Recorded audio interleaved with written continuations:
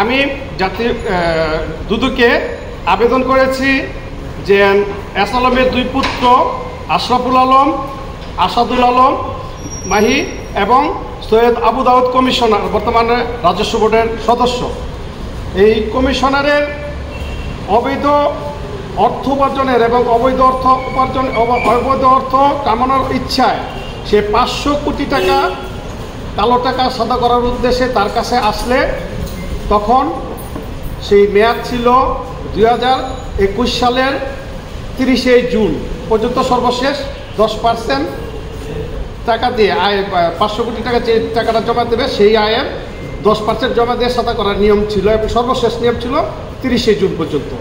কিন্তু 30শে জুনের পরে এটা কোনো নিয়মই নেই যে করা যাবে না, এটা সম্পূর্ণ অবৈধ। সেইটা সে করছে। এইখানে দুইটা আমারই আছে ট্রান্সফার লেটার, সেই ট্রান্সফারে সেটা দেখা যায় সে করেছে 28/12/2021 28/12/2021 সালে এই 25%, এই 10% দিয়ে 25 কোটি টাকা, 25 250 কোটি টাকার দুইটা পে অর্ডার, এই যে দুইটা পে অর্ডার জমা দিয়েছিলেন। ফার্স্ট সিকিউরিটি ব্যাংকের পে অর্ডার ছিল খাতুনগঞ্জের, সেই দুইটা জমা দিয়েছে সোনালী ব্যাংকের মাধ্যমে জমা দিয়েছেন। এই ঘটনাটা পুরোটাই সম্পূর্ণ, কারণ হচ্ছে এবং এই 10% যেহেতু 31শে জুন শেষ হয়ে গেছে, তারপরে যদি জমা দিতে হয় তার 25% তাকে আয়কর জমা দিতে হতো। 25% আয়কর দিতে হলে তাকে দিতে হইতো 125 কোটি টাকা। 500 কোটি টাকায় তাকে 125 কোটি টাকা তাদের দুজনকে জমা দিতে হইতো। সরকারের এই যে রাষ্ট্রের এই ক্ষতি করলো, এই রাষ্ট্রের আয়টা গ্রহণ না করে এই কমিশনার যে তাদের সুযোগ সুবিধা দিল, এখানে সে কোটি কোটি টাকা আসালাম থেকে সে গ্রহণ করেছে। তার জ্ঞাত আয় বহির্ভূত প্রচুর সম্পদ আছে।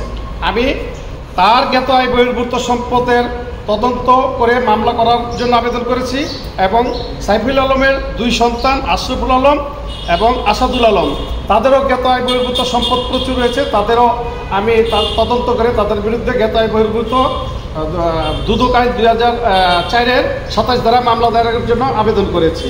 যদি তাদের জ্ঞাত আয় বহির্ভূত সম্পদ থাকে সেই সম্পদ রাষ্ট্রের অনুকূলে বাজেয়াপ্ত করার জন্য আবেদন করেছি এবং তাদের সর্বোচ্চ শাস্তি, যেই 10 বছর সর্বোচ্চ শাস্তি আছে এই দ্বারা, সেই 10 বছর শাস্তি আমি আবেদন করেছি। এখন মূল কথা হলো এই দুই সন্তান দুজনেই বিদেশি নাগরিক, বাংলাদেশের নাগরিকত্ব প্রত্যাহার করেছেন। অর্থাৎ এই সুবিধাটা, কালো টাকা সাদা করার সুবিধাটা, এটা কোনো বিদেশি নাগরিক পায় না।